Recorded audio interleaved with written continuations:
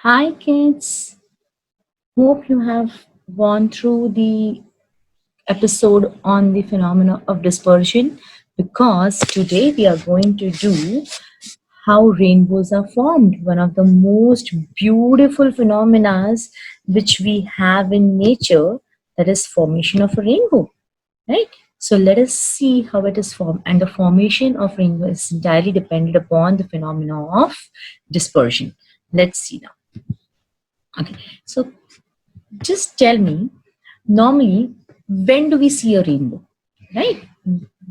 Can we see a rainbow every day or on a very normal day? No, we cannot see a rainbow on a normal day. Right?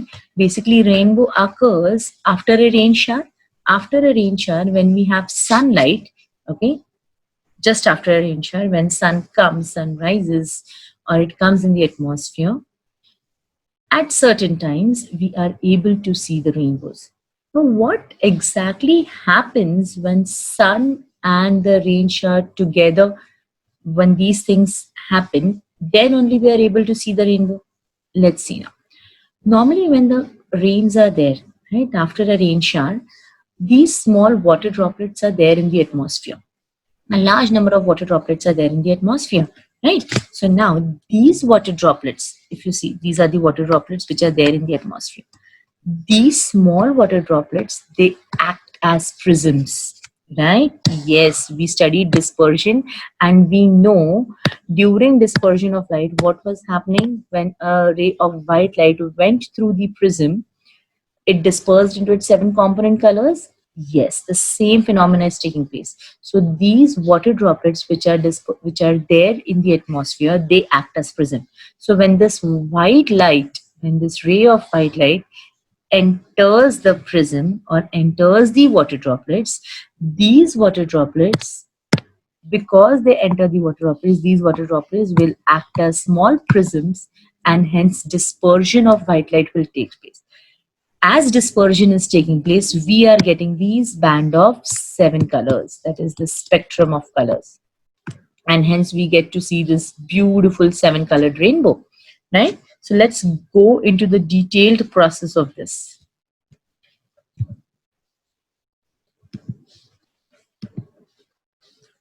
See, a ray of white light is coming now. When you have to explain, a 3 mark question normally comes, explain the formation of rainbow along with the diagram. So you can draw this diagram, and you have to explain the different three types of phenomena take place when during a formation of rainbow. Now, when this ray of white light, okay, this is the ray of white light which is coming at the surface of the water droplet. This is the first surface which is coming in contact. At this particular surface, two phenomena is taking place. This is air medium, first of all, and this is water medium. It's a water droplet, right? So first phenomena which will take place over here will be refraction. And as this water droplet is acting as a prism, another phenomena will take place, that is your dispersion, right? So refraction and dispersion are taking place at this particular surface.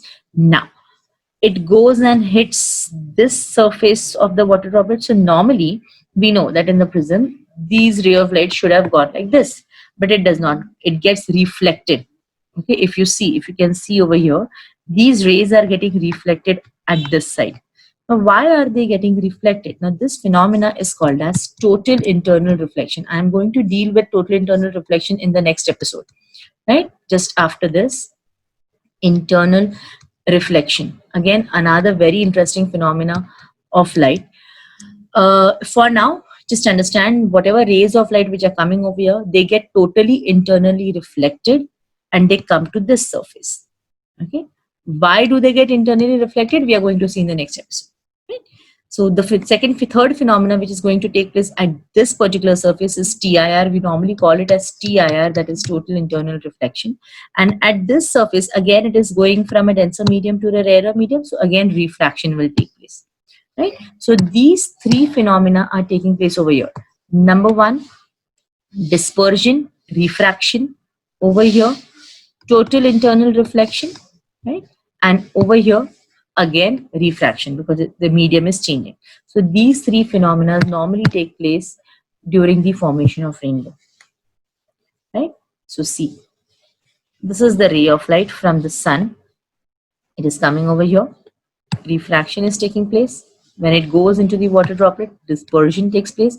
When it hits the another surface of the water droplet, instead of going out, what does it do? It gets total internal reflection of the spectrum, all these 7 colors. These band of 7 colors again hits this surface, and again it goes out. And what we see is this. This is the rainbow which we see. So normally, whenever rainbow is seen, it is in the direction. So for example, if you're viewing the sun over here, the rainbow will be formed below that, right? In the same direction, you can see a rainbow.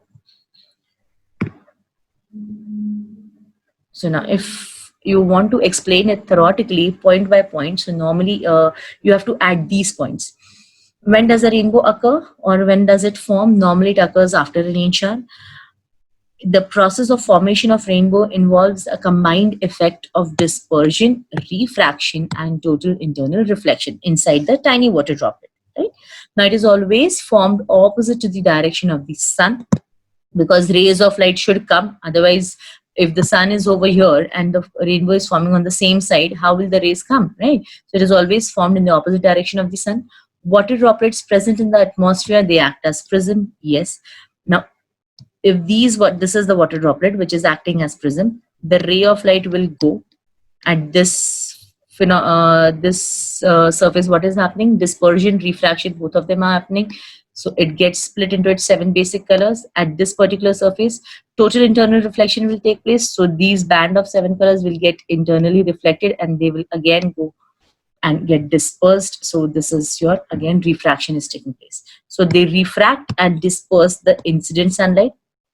Second, they reflect it internally, so total internal reflection, and finally refracts it again when the light comes out of the droplet. Due to all these 3 phenomena taking place at the same time, different colors reach our eyes. So these 7 band of colors are reaching our eyes, and we see this beautiful phenomena that is called as rainbow. Right? Now, if you want to see a rainbow on a sunny day, is it possible? Right? If you don't have a rain shower, there are no water droplets inside. Yes, sometimes it is possible if you look at the sky through a waterfall or a water fountain with sun behind you. Right? So these waterfall droplets which are there, these will act as prism, and the light which is coming from the sun, when it passes through these water droplets, to some extent we can see the 7 colors, okay, getting dispersed from the water droplets. So in that way, we can see the formation of rainbow on a sunny day as well. Okay, hope you understood the phenomena. It's quite easy, and again, one of the important questions as far as the board exams are concerned. 3-mark question can come. Give this entire explanation along with the diagram. Okay, along with this diagram, right? Okay. Next episode. This is the well-labeled diagram. So white light. This is the water droplet. At this, refraction, dispersion, total internal reflection, again refraction, again band of, and this is you who is observing this beautiful rainbow, right? So this diagram you should draw. Next, very interesting phenomena, total internal reflection. So as I told you, at this particular moment, at this surface, what is happening? Total internal reflection. Now, what is total internal reflection? We are going to study in the next class, right? Stay tuned for that. Bye bye. See you.